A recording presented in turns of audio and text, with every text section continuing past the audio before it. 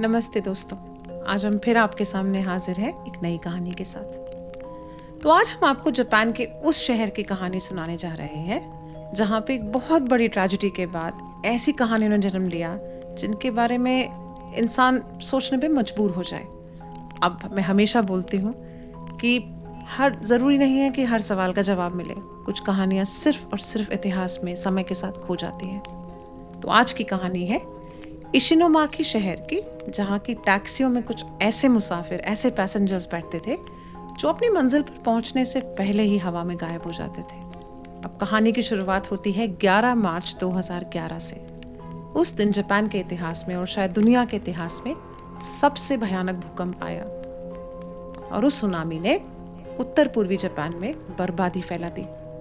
सबसे ज्यादा तबाह हुए शहरों में से एक शहर था इशिनोमाकी, जहां लगभग 4000 लोग या तो मर गए या हमेशा के लिए लापता हो गए। वो शहर मलबे के ढेर में बदल गया, लेकिन जो जिंदा बच गए थे उनके दिलों में सिर्फ यादें थी और दुख था। अब इस ट्रेजेडी के कुछ महीनों बाद दोस्तों अजीब बातें फैलने लगी। कुछ लोग कहते थे कि वहां पे सुनामी में बह चुकी सड़कों के साथ काली परछाइयां दिखाई देती हैं। तो कोई दावा करता था कि उनका गुजरा हुआ कोई रिश्तेदार घर में सोफे पर बैठा नजर आया।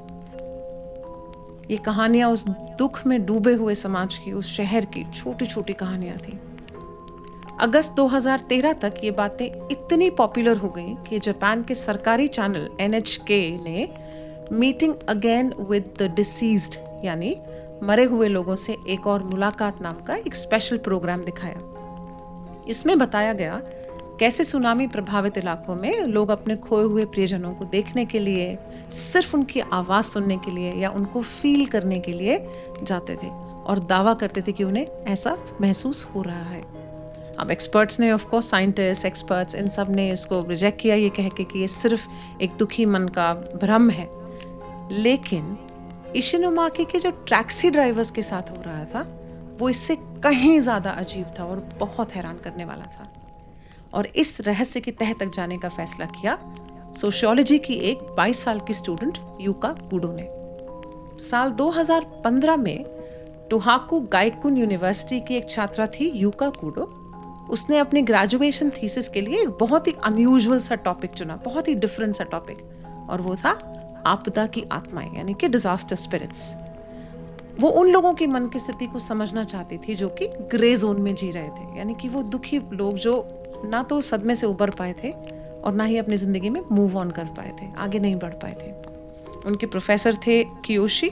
उनकी देखरेख में यूका ने अपनी रिसर्च शुरू की।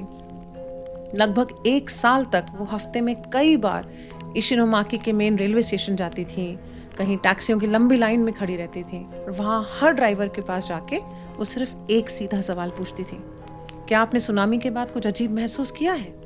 अब शुरू में ज़्यादातर ड्राइवर्स ने उन्हें इग्नोर किया, कुछ ने तो उन्हें डांटा भी, ये कह के कि इस चीज़ का मजाक मत बनाओ।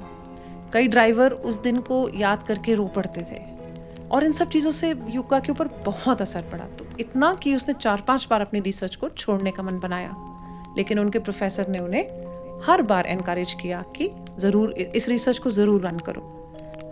फाइनली 100 से ज़्यादा ड्राइवरों से बात करने के बाद 7 ड्राइवर्स ने अपनी वो कहानियाँ सुनाई जिन कहानियों को उन्होंने अपने दिल में दबा कर रखा हुआ था। अब मैं आपको उन 7 ड्राइवर्स की कहानियाँ सुनाती हूँ। वो लगभग एक जैसी थी, ये आपको सुन के ज़रूर हैरानी होगी दोस्तों। उनके यात्री, जितने भी यात्री और जितनी कहानियाँ थी, वो सब यंगस्टर्स थे, नौजवान थे, और अक्सर गर्म मौसम के बावजूद भी सर्दियों के हैवी कोट पहने होते थे या भीगे हुए दिखाई देते थे। अब पहली कहानी मैं आपको बताती हूँ जो कि एक 50 साल के ड्राइवर ने सुनाई। ये 2011 की गर्मियों की शुरुआत की बात है, सुनामी के लगभग 3 महीने बाद। वो स्टेशन पर सवारी का इंतजार कर रहा था, तभी एक 30-35 साल की महिला ने टैक्सी रुकवाई और उसने एक बहुत मोटा विंटर का कोट पहना हुआ था, बहुत मोटा कोट। अब ड्राइवर ने सोचा मन में कि इतना गर्मी में इतना मोटा कोट क्यों, बट उस लेडी ने बहुत पोलाइटली कहा कि प्लीज़ मीनामिहामा चलिए। अब आप सोच रहे होंगे मीनामिहामा क्या? मीनामिहामा वो जगह है जो सुनामी में पूरी तरह से बर्बाद हो गई थी। अब और वहाँ पे जब मलबा हटाया तो वहाँ सिर्फ खाली ज़मीन पड़ी थी, वही बची थी। तो ड्राइवर हैरान हुआ और उसने बोला कि उस इलाके में आप क्यों जा रहे हो, वहाँ क्या मिलेगा आपको, और आपको गर्मी नहीं लग रही है इस कोट में पहने हुए? अब कुछ देर शांति रही कार के अंदर। और फिर उस महिला ने कांपती हुई आवाज़ में एक सवाल पूछा ड्राइवर से, जिसे सुनकर ड्राइवर के रोंगटे खड़े हो गए। उसने पूछा, क्या मैं मर चुकी हूँ? ड्राइवर ने घबरा कर रियर व्यू मिरर में देखा तो पीछे की सीट खाली थी और वो औरत गायब हो गई थी। बाद में ड्राइवर ने बताया कि उसे डर से ज़्यादा उस आत्मा के लिए बहुत हमदर्दी महसूस हुई थी।